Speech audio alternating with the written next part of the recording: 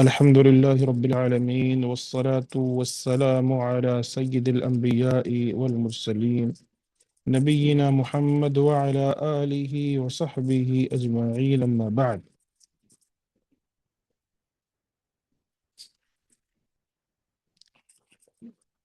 أعوذ بالله من الشيطان الرجيم. بسم الله الرحمن الرحيم. إذ قالت الملائكة يا مريم إن الله يبشرك بكلمة منه اسمه المسيح عيسى بن مريم وجيها في الدنيا والآخرة ومن المقربين. جب فرشتوں نے کہا اے مریم بے شک اللہ تجھے اپنی طرف سے ایک کلمے کی خوشخبری دیتا ہے، اس کا نام مسیح عیسیٰ ابن مریم ہوگا اور دنیا اور آخرت میں بڑے مرتبے والا اور اللہ کے قریبی بندوں میں سے ہوگا۔ وَيُكَلِّمُ النَّاسَ فِي الْمَهْدِ وَكَهْلًا وَمِنَ الصَّالِحِينَ، اور وہ لوگوں سے کلام کرے گا ماں کی گود میں اور بڑی عمر میں بھی اور نیکوکاروں میں سے ہوگا۔ قالت رب انا يكون لي ولد ولم يمسسني بشر، مریم نے کہا میرے رب میرے یہاں لڑکا کیسے ہوگا حالانکہ مجھے کسی شخص نے نہیں چھوا۔ فرشتے نے کہا قال كذلك الله يخلق ما يشاء، فرشتے نے کہا اسی طرح اللہ جو چاہتا ہے پیدا کرتا ہے۔ اذا قضى امرا فانما يقول له كن فيكون، جب وہ کسی کام کا فیصلہ کر لیتا ہے تو اسے صرف یہ کہتا ہے ہو جا تو وہ ہو جاتا ہے۔ ان آیات کے اندر مریم علیہ السلام کی گفتگو اپنے رب سے اس وجہ سے کہ اللہ تبارک و تعالی نے ان کو ایک بیٹے کی بشارت سنائی، تو کیسے کیا چیز تھی اس کی تفصیل ہم پڑھتے ہیں۔ مریم علیہ السلام کو پیدائش عیسیٰ کی بشارت، فرشتوں نے مریم کو یہ بشارت دی کہ ان کے یہاں ایک بڑی عظمت والا شان والا بچہ پیدا ہوگا۔ چنانچہ اللہ تعالیٰ نے فرمایا اذ قالت الملائکۃ یا مریم ان اللہ یبشرک بکلمۃ منہ، وہ وقت بھی یاد کرنے کے لائق ہے جب فرشتوں نے مریم سے کہا اے مریم بے شک اللہ آپ کو اپنی طرف سے ایک کلمے کی بشارت دیتا ہے، یعنی ایک ایسے بیٹے کی جو اللہ کے کلمے کے ساتھ وجوب میں آئے گا، یعنی اللہ اس سے فرمائے گا تو پیدا ہو جا وہ پیدا ہو جائے گا، یعنی اللہ کے ایک کلمے کی وجہ سے وہ اولاد وجود میں آئے گی۔ وہ کلمہ کیا ہے کہ اللہ کہے گا تو پیدا ہو جا وہ پیدا ہو جائے گا۔ مصدقا بکلمۃ من اللہ کی یہی تفسیر ہے جیسا کہ جمہور نے ذکر کیا۔ اسمہ المسیح عیسی بن مریم، جس کا نام مسیح اور مشہور عیسیٰ ابن مریم ہوگا، یعنی دنیا میں اس نام سے مشہور ہوگا اور مومن اسی نام سے انہیں جانتے ہوں گے۔ اس کا نام مسیح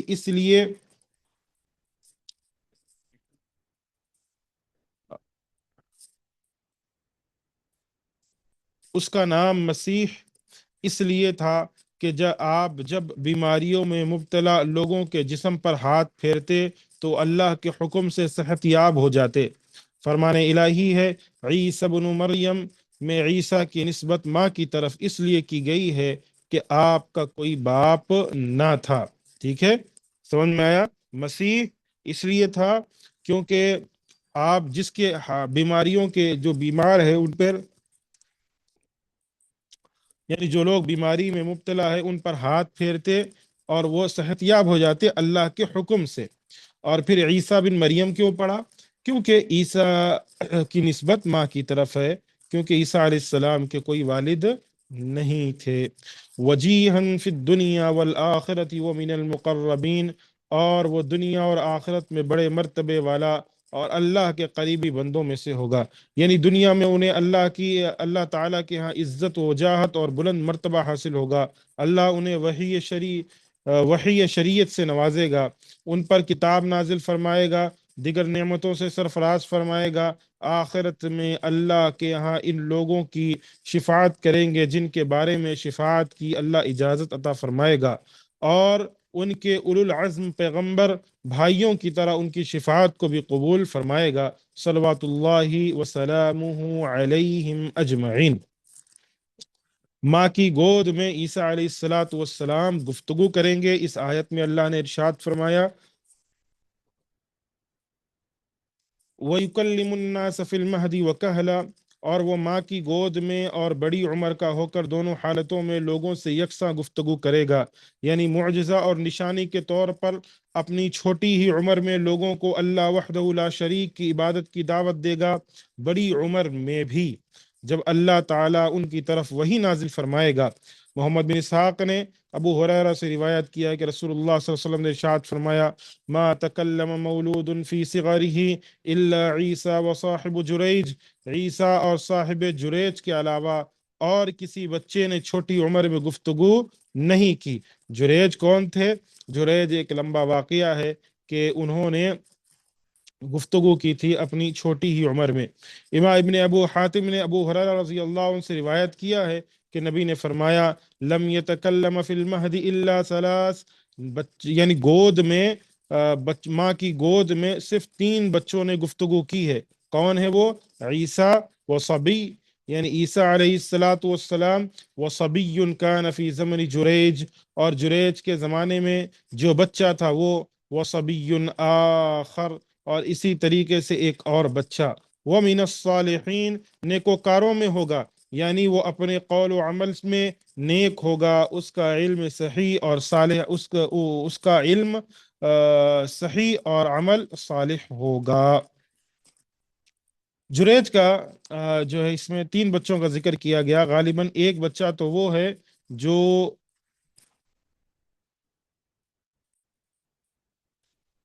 اصحاب بروج والے جو تھے، والسماء ذات البروج، جو اس میں جو واقعہ پیش آیا ہے، اس میں ایک ماں جو ہے اپنے بچے کی وجہ سے آگ میں کودنے سے پیچھے ہٹتی ہے، تو بچہ جو ہے گود میں کہتا ہے کہ ماں تو کود جا اور جو ہے ڈر مت۔ تو وہ ایک بچہ گود میں بیعت کیا تھا غالباً۔ اور رہا جریج کا، تو جریج کا واقعہ بڑا مشہور تھا، مختصر یہ کہ بتا دوں تاکہ سمجھ میں آ جائے کہ ایک عبادت گزار تھے، عابد تھے، اور وہ مطلب قوم سے الگ تھلگ ایک مقام پر عبادت کیا کرتے تھے۔ تو ایک دفعہ ان کی ماں آئی اور ان کو آواز دی، تو وہ جواب نہیں دیے، یعنی وہ عبادت میں مصروف تھے۔ 2-3 دفعہ ماں نے آواز دی، انہوں نے کوئی جواب نہ دیا، تو ماں نے کچھ الفاظ ایسے کہے کہ جس کی وجہ سے وہ ایک جسے کہتے ہیں آزمائش میں مبتلا ہو گئے۔ ماں نے ایک چھوٹی سی، یعنی جسے کہتے ہیں کہ ایک بد دعا دی جو دنیا کے لحاظ سے تھی، چلی گئی ماں۔ کچھ دنوں کے بعد لوگ کچھ یعنی ایک خاتون نے یہ دعویٰ کیا کہ اس کے گود میں جو بچہ ہے وہ جریج کا ہے، یعنی جریج کا بچہ۔ اب لوگ پریشان ہوئے کہ یہ شادی شدہ نہیں ہے، اور یہ ایک جو ہے عورت جو ہے دعویٰ کر رہی ہے کہ یہ بچہ جریج کا ہے، تو کیسے؟ تو لوگ گھس گئے اور مارے پیٹنے لگے اور ان کی عبادت گاہ کو بھی توڑنے کی کوشش کرنے لگے۔ تو اس موقع پر جریج نے اس بچے سے کہا کہ بچے ذرا بتانا، یعنی ماں کی گود میں ہی تھا بچہ وہ، تو اس چھوٹے سے بچے سے کہا کہ بیٹا ذرا بتانا آپ کے والد کون ہیں؟ تو اس نے بچے نے کہا کہ میرے والد فلاں چرواہے، یعنی ماں کی گود میں اس نے یہ الفاظ ادا کیے تھے۔ اس لحاظ سے لوگوں کے سامنے واضح ہوا کہ جریج ایک غلط انسان نہیں تھے، بلکہ اس عورت نے الزام لگایا تھا ان کے اوپر، بعد میں یہ معاملہ حل ہوا تھا۔ تو جریج کا یہ واقعہ مختصر میں نے ذکر کیا، بڑا لمبا واقعہ ہے اور تفصیل ہے اس میں۔ اور اس کے بعد عیسیٰ علیہ السلام بغیر باپ کے پیدا ہوئے، یعنی مریم علیہ السلام نے جب اللہ کی اس بشارت کو فرشتوں سے سنا تو اپنی مناجات میں کہا ربی انا یکون لی ولد ولم یمسسنی بشر، میرے پروردگار میرے یہاں بچہ کیوں کر ہوگا، ٹھیک ہے، میرے یہاں بچہ کیوں کر ہوگا کہ کسی انسان نے مجھے چھوا تک نہیں ہے، ہاتھ تک نہیں لگایا ہے، یعنی میرے یہاں یہ بچہ کس طرح پیدا ہوگا؟ میرا تو کوئی شوہر نہیں ہے، نہ میرا شادی کرنے کا ارادہ ہے، اللہ کی پناہ کہ نہ میں بدکار ہوں۔ تو فرشتے نے اللہ کی طرف سے اس سوال کا جواب دیتے ہوئے کہا کذالک اللہ یخلق ما یشاء، اللہ اسی طرح جو چاہتا ہے پیدا کرتا ہے، یعنی اللہ تعالیٰ کا امر اسی طرح عظیم ہے کہ کوئی چیز اسے مغلوب نہیں کر سکتی۔ یہاں اپنے فرمان کے ساتھ یہ بھی صراحت فرمائی، یخلق ما یشاء، اللہ جو چاہتا ہے پیدا کرتا ہے۔ یہاں یہ نہیں فرمایا جو چاہتا ہے کرتا ہے جیسا کہ زکریا کے قصے میں فرمایا، بلکہ یہاں واضح طور پر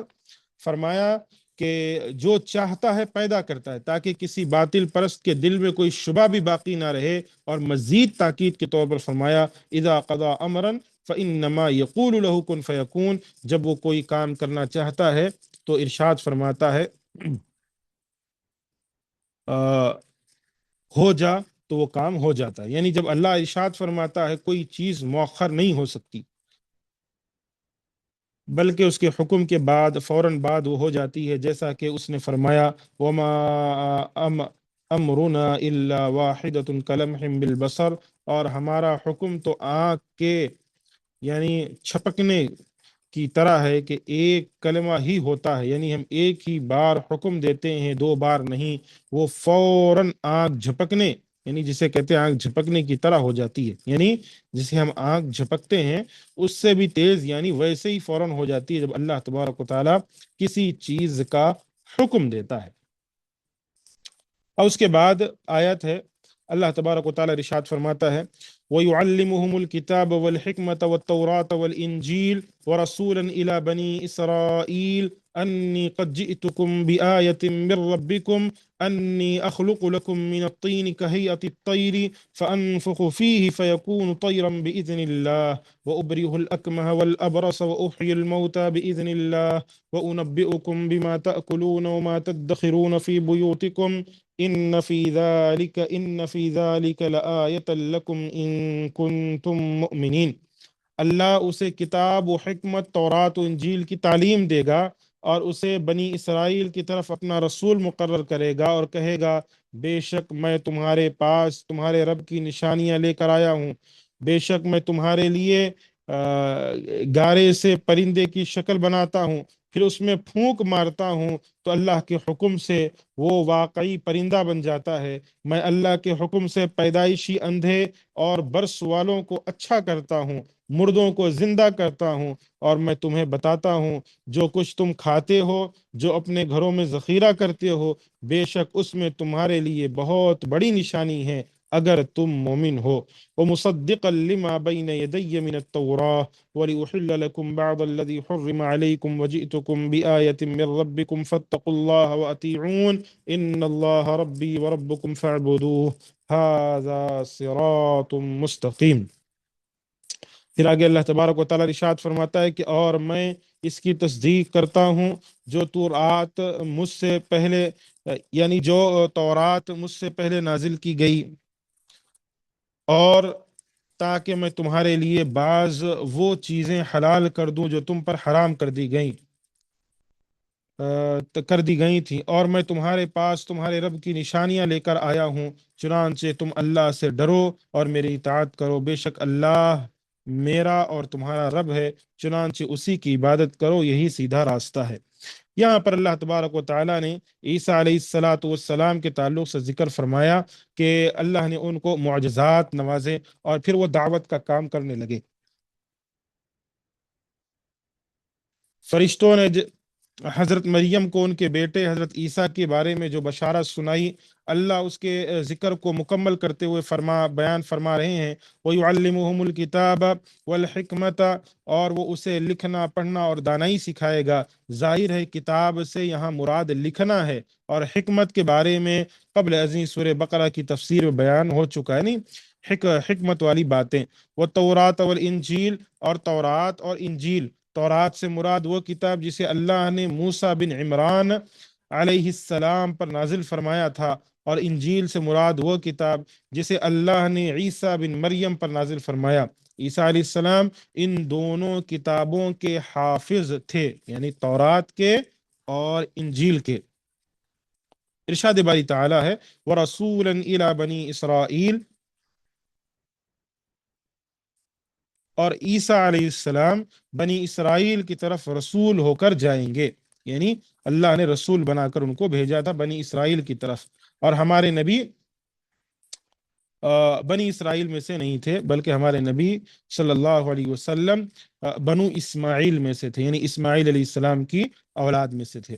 اور ان سے کہیں گے انی قد جئتکم بآیۃ من ربکم انی اخلق لکم من الطین کہیئۃ الطیر فانفخ فیہ فیکون طیرا باذن اللہ، میں تمہارے پاس تمہارے پروردگار کی طرف سے نشانی لے کر آیا ہوں، وہ یہ کہ میں تمہارے لیے مٹی سے بشکل پرندہ بناتا ہوں، پھر اس میں پھونک مارتا ہوں، وہ اللہ کے حکم سے سچ مچ پرندہ بن جاتا ہے۔ یعنی ایک مٹی کا پرندہ بنا ہوا رہتا ہے، اس میں عیسیٰ علیہ السلام جب پھونک مارتے ہیں اس میں جان آ جاتی ہے اور وہ اڑنے لگتا ہے۔ آپ اسی طرح کیا کرتے تھے کہ مٹی کے گارے سے پرندے کی شکل کی مورت بناتے، پھر اس میں پھونک مارتے تو وہ اس طرح اللہ کے حکم سے آنکھوں کے سامنے اڑنے لگتا، جس نے آپ کو یہ معجزہ عطا فرمایا تھا تاکہ یہ اس بات کی دلیل ہو کہ اللہ نے آپ کو رسول بنا کر بھیجا۔ اور فرمان الہی ہے وَأُبْرِئُ الْأَكْمَحَ، اور اندھے کو تندرست کر دیتا ہے۔ اور اس سے مراد وہ ہے کہ جو مادر ذات اندھا ہو، اور یہ ایک زبردست معجزہ اور ایک بہت بڑا چیلنج ہے۔ یعنی کہنے کا مطلب جو پیدائشی اندھے رہتے ان کو بھی وہ تندرست کر دیتے تھے، یعنی دیکھنے کے قابل کر دیتے تھے عیسیٰ علیہ السلام۔ والابرص، اور ابرص کو بھی تندرست کر دیتے۔ برص ایک مشہور بیماری ہے جس سے جسم پر سفید داغ پڑ جاتے ہیں، اور اس میں مبتلا انسان کو ابرص کہا جاتا ہے، ٹھیک ہے۔ یعنی آج بھی آپ نے دیکھا ہوگا کچھ لوگوں کے جو ہے جسم پر کہیں کہیں جو ہے سفید سفید داغ، اور چہرے پر سفید داغ بڑے بڑے دھبے نما شکل میں پڑ جاتے ہیں، یہی ابرص ہے، ٹھیک ہے۔ وَأُحْيِي الْمَوْتَى بِإِذْنِ اللَّهِ، اور اللہ کے حکم سے مردے میں جان ڈال دیتا ہے، ٹھیک ہے۔ اللہ کے حکم سے مردے میں جان ڈال دیتا ہے۔ بہت سے علماء کرام نے یہ لکھا ہے کہ تمام انبیاء کرام کو اللہ نے تمام انبیاء کرام کو معجزات ان کے زمانے کے لوگوں کی مناسبت سے عطا فرمائے، ٹھیک ہے۔ یعنی نبیوں کو جو معجزے ملے ہیں ان کے یعنی زمانے کے لحاظ سے ہی ملے ہیں۔ جیسے موسیٰ علیہ السلام کے زمانے میں جادو کا چرچا تھا تو جادوگر کی بہت تعظیم کی جاتی تھی، تو اس مناسبت سے موسیٰ علیہ السلام کو ایک معجزہ عطا فرمایا گیا جس سے آنکھیں چدھیاں گئیں اور تمام جادوگر حیران وہ ششدر رہ گئے۔ اور جب انہیں یقین ہو گیا کہ یہ معجزہ اللہ صاحب عظمت و جبروت کی طرف سے ہے تو وہ مشرف اسلام ہو کر نیکوکار بن گئے۔ یعنی موسیٰ علیہ السلام سے جب اللہ تبارک و تعالیٰ نے جب ان کے زمانے میں جادوگروں کی تعداد بہت تھی اور جادو چلا کرتا تھا، تو اللہ تبارک و تعالیٰ نے موسیٰ علیہ السلام کو ایسا معجزہ دیا کہ جادوگر دیکھ کے حیران رہ گئے تھے، اور اس کے بعد انہوں نے اسلام قبول کر لیا، یعنی مسلمان ہو گئے۔ جب اللہ نے عیسیٰ کو مبعوث فرمایا تو وہ اطباء اور ماہرین علم اور طبیعیات کا دور تھا، تو یعنی وہ ڈاکٹروں کا زمانہ تھا، یعنی جو جسم کے ساری چیزوں کو جاننے والے ہیں ان کا زمانہ تھا۔ تو اس مناسبت سے وہ ایسے ایسے معجزے لے کر آئے جن کا کوئی مقابلہ نہیں کر سکتا سوائے اس کے جسے اس ذات گرامی کی تائید و حمایت حاصل ہو جو شریعت کو نازل فرمانے والا ہو۔ غور فرمائیے کسی طبیب کو یہ قدرت کیسے حاصل ہو سکتی ہے کہ وہ جمادات کو زندہ کر دے، یعنی پتھر کو یا جیسے کہتے ہیں مٹی وغیرہ کو وہ زندہ کر دے، یا وہ مادر ذات نابینے اور برس میں مبتلا مریض کو تندرست کر دے، یعنی جو لوگ پیدائشی مریض ہیں اور نابینا ہیں ان کو تندرست کر دے، یعنی جو برس میں مبتلا ہیں یا پھر جو نابینا ہیں ان کو تندرست کر دے، یا قبر میں مدفون انسان کو زندہ کر کے اٹھا دے۔ یہ عیسیٰ علیہ السلام کا معجزہ تھا کہ انسان جو مر جاتا اس کو بھی وہ زندہ کر دیتے اللہ کے حکم سے۔ اسی طرح جب محمد الرسول اللہ صلی اللہ علیہ وسلم دنیا میں تشریف لائے تو آپ کے دور میں فصحا، اسی طریقے سے بلغا، یعنی بلیغ جو لوگ تھے، اور بہت عظیم شعراء کا بڑا چرچا تھا۔ تو اس مناسبت سے اللہ نے آپ کو وہ کتاب عطا فرمائی، اگر کائنات کے تمام جن و انس یعنی جنات و انسان مل کر بھی اس جیسی کتاب لانا چاہیں تو ہرگز نہیں لا سکیں گے۔ پوری کتاب تو لانا دور کی بات ہے، یعنی اس جیسی 10 صورتیں، بلکہ ایک صورت بھی کبھی نہیں لا سکیں گے، خواہ ایک دوسرے کے مدد و معاون ہی کیوں نہ بن جائے۔ اس لیے یہ اللہ رب العالمین کا کلام ہے، اور مخلوق میں سے کسی کا کلام کبھی بھی اس کے مشابہ ہے نہیں ہو سکتا، ٹھیک ہے؟ یہ اللہ کا کلام ہے، اللہ کا کلام مخلوق کے کلام کے مشابہ نہیں ہوتا۔ ارشاد باری تعالی ہے، وَأُنَبِّئُكُم بِمَا تَأْكُلُونَ وَمَا تَدَّخِرُونَ فِي بُيُوتِكُمْ، جو کچھ تم کھا کر آتے ہو اور جو اپنے گھروں میں جمع کرتے ہو، وہ سب تم کو اللہ بتا دیتا ہے، وہ سب تم کو اللہ بتا، یعنی میں تم کو یہ بتا دیتا ہوں کہ اس وقت تم میں سے کوئی کیا کھا کر آیا ہے، اور اس نے اپنے گھر میں کل کے لیے کیا جمع کر رکھا ہے۔ ان فی ذالک، بے شک ان سب باتوں میں، لآیۃ لکم، البتہ تمہارے لیے نشانی، یعنی تمہارے لیے نشانی ہے اس بات کی کہ جو کچھ میں تمہارے پاس لے کر آیا ہوں یہ سچ ہے۔ ان کنتم مؤمنین ومصدقا لما بین یدی من التوراہ، اگر تم صاحب ایمان ہو، مجھ سے پہلے جو تورات نازل ہوئی تھی اس کی تصدیق بھی کرتا ہوں، یعنی تم صاحب ایمان ہو، اور آگے کہا کہ مجھ سے پہلے جو تورات نازل ہوئی اس کی تصدیق بھی کرتا ہوں، اس بات کا اقرار کرتا ہوں کہ اسے اللہ نے نازل فرمایا تھا۔ ولا وَلِأُحِلَّ لَكُمْ بَعْضَ الَّذِي حُرِّمَ عَلَيْكُمْ، اور میں اس لیے بھی آیا ہوں کہ بعض چیزیں جو تم پر حرام تھی ان کو تمہارے لیے حلال کر دوں۔ یہ آیت کریمہ اس بات کی دلیل ہے کہ عیسیٰ نے تورات کے بعض احکام کو منسوخ، اور جس کے بارے میں وہ غلطی سے جھگڑتے رہتے تھے، یعنی منسوخ کیا، اور جس کے بارے میں وہ غلطی سے جھگڑتے رہتے، منسوخ کا یعنی جو موسیٰ علیہ السلام کے زمانے میں حکم تھا، اس حکم کو عیسیٰ علیہ السلام نے آنے کے بعد ختم کر دیا، ٹھیک ہے؟ اسی کو کہا جاتا ہے منسوخ کر دیا، اور عیسیٰ علیہ السلام کے زمانے میں اس کو جائز قرار دیا، یا پھر جو موسیٰ علیہ السلام کے زمانے میں حرام تھا عیسیٰ علیہ السلام نے اسے حلال قرار دیا، چاہے جیسے بھی ہو۔ اس صورتحال کو واضح کیا جیسا کہ اللہ نے ایک دوسری آیت میں فرمایا، وَلِأُبَيِّنَ لَكُمْ بَعْضَ الَّذِي تَخْتَلِفُونَ فِيهِ، نیز اس لیے کہ بعض باتیں جن میں تم اختلاف کرتے ہو تم کو سمجھا دوں، واللہ اعلم۔ پھر فرمایا، وَجِئْتُكُمْ بِآیَةٍ مِّن رَبِّكُمْ، اور میں تو تمہارے پروردگار کی طرف سے نشانی لے کر آیا ہوں، جو اس بات کی حجت و دلیل ہے کہ میں تم میں سے جو کچھ، یعنی تم سے جو کچھ کہہ رہا ہوں وہ بالکل سچ ہے۔ فاتقوا اللہ واتیعون، تم اللہ سے ڈرو اور میرا کہا مانو۔ ان اللہ ربی وربکم فاعبدوہ، کچھ شک نہیں کہ اللہ ہی میرا اور تمہارا پروردگار ہے، اسی کی عبادت کرو، یعنی اس کی عبادت کرنے اور اس کے سامنے عجز و انکسار کرنے کے اعتبار سے میں اور تم سب برابر ہیں۔ ھذا صراط مستقیم، یہی سیدھا راستہ ہے۔ اللہ تبارک و تعالی نے ان آیات کے اندر عیسیٰ علیہ السلام کا ذکر کیا، اور ساتھ میں کچھ معجزات کا ذکر کیا۔ کوئی یہ ہرگز نہ سمجھے کہ عیسیٰ علیہ السلام مردوں کو زندہ کرتے تھے تو اس کا یہ ہرگز مطلب نہیں کہ عیسیٰ علیہ السلام کے پاس قدرت آ چکی تھی، یعنی اللہ تبارک و تعالیٰ کی جو قدرت ہوتی ہے، قدرت الہیہ، وہ آ چکی تھی، نہیں،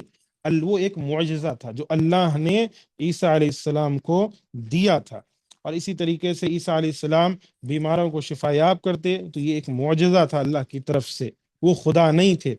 کیونکہ یہی وہ چیزیں ہیں جو غیروں نے خدا کا درجہ دے دیا۔ غیروں نے عیسیٰ علیہ السلام کو اللہ کا درجہ دیا، اور پھر انہوں نے کہا کہ عیسیٰ، اللہ اور مریم یہ 3 لوگ ہیں، ٹھیک ہے؟ جسے تثلیث کہا جاتا ہے، یعنی 3 لوگ، عیسیٰ، اللہ اور مریم۔ پھر بعد میں کسی نے کہا، یعنی بعد میں کسی کہنے والے نے کہا کہ عیسیٰ، اللہ، مریم تینوں ایک ہی ہیں۔ کسی نے کہا عیسیٰ، اللہ، مریم تینوں الگ ہیں، اللہ خدا، یعنی اللہ والد ہے عیسیٰ کا، عیسیٰ بیٹے ہیں، اور مریم ماں ہے، نعوذ باللہ من ذالک۔ یہ ان کے عقائد ہیں جو یہودیوں اور یہود نصرانیوں کے عقائد ہیں، انہی عقیدوں پر وہ چلتے ہیں، اور آج بھی انہی عقائد کو وہ مانتے ہیں۔ عیسیٰ علیہ السلام کو خدا کا درجہ دیتے ہیں، کہتے ہیں کہ وہ آئے اور انہوں نے سارے گناہ وہ لے کر چلے گئے۔ اور بتایا جاتا ہے اگر ان سے پوچھو کیوں آئے عیسیٰ علیہ السلام، یعنی اگر وہ خدا تھے تو ان کو آنے کی کیا ضرورت تھی، وہ آسمانی میں رہتے، تو کہتے ہیں کہ دنیا میں لوگوں کو اچھے اعمال بتانے کے لیے انسانی شکل اختیار کر کے آئے، یعنی ان کے الگ الگ چیزیں ہیں۔ اور اس پر تعجب کی بات یہ ہے کہ انجیل جو ملا ہے، انجیل کی بہت سی قسمیں، انجیل متی،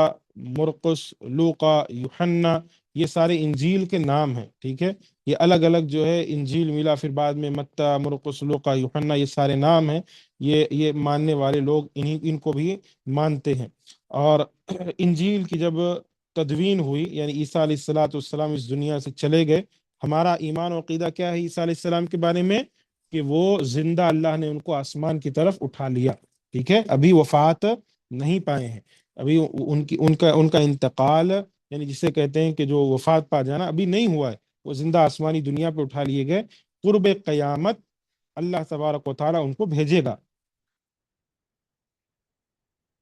وہ اس دنیا میں آئیں گے، دجال کا خاتمہ کریں گے، یہودیوں سے لڑیں گے، ان کا قتل کریں گے، یہ ساری چیزیں قرب قیامت واقع ہوں گی، اور پھر کچھ سال زندہ رہیں گے، جیسے کہ آتا ہے کہ 40 سال یا اس سے زیادہ باحیات رہیں گے، اس کے بعد اس دنیا کو چھوڑ کر چلے جائیں گے، یعنی وفات پائے جائیں گے۔ تو یہ ہمارا عقیدہ ہے، ہمارا عقیدہ ہے۔ اور دوسری چیز، ہمارا عقیدہ تورات و انجیل پر بھی ہے، ٹھیک ہے، ہم مانتے ہیں تورات اللہ کی کتاب تھی، انجیل اللہ کی کتاب تھی، اور اگر کوئی شخص تورات کو اللہ کا کلام نہ مانے، انجیل کو اللہ کا کلام یعنی اللہ کی کتاب نہ مانے، تو ایسا شخص مسلمانوں میں شمار نہیں ہوتا۔ لیکن یہ بھی مانتے ہیں کہ وہ نبی کے زمانے میں تھا، اس کے بعد آنے والوں نے اس میں تحریف کر دی، اس میں تبدیلی کر دی، کمی بیشی کر دی، تو آج کے زمانے میں جو کتابیں ان کے پاس مشہور ہیں، ہم اس کی تصدیق بھی نہیں کرتے، اس کی تکذیب بھی نہیں کرتے، ہم خاموش ہیں، ٹھیک ہے، ہم خاموش ہیں، اور ان کتابوں کو ہم، یہ جو ابھی فی الحال جو کتابیں گڑھی گئی ہیں، ہم اس کو نہیں مانتے، کیونکہ تورات میں تحریف ہو گئی، کچھ چیزیں اضافہ کر دی گئی، کچھ چیزوں میں کمی کر دی گئی، اس وجہ سے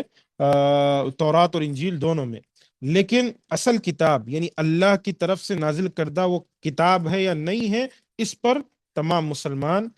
مانتے ہیں، اور ہمارا ایمان و یقین بھی ہے اس پر، ٹھیک ہے۔ یہ ساری چیزیں تھی، انشاءاللہ باقی باتیں آئندہ دروس میں آئیں گی۔ اس کے بعد انشاءاللہ عیسیٰ علیہ السلام کے جو مدد کرنے والے لوگ تھے، ان کے تعلق سے کچھ باتیں آئیں گی کہ انہوں نے مدد کی، کیسے مدد کی، کیا معاملہ تھا۔ اللہ سے دعا ہے ہم تمام کو اللہ قرآن و سنت پر عمل کرنے والا بنائے، دین پر چلنے والا بنائے، آمین، واخر دعوانا الحمد للہ رب العالمین۔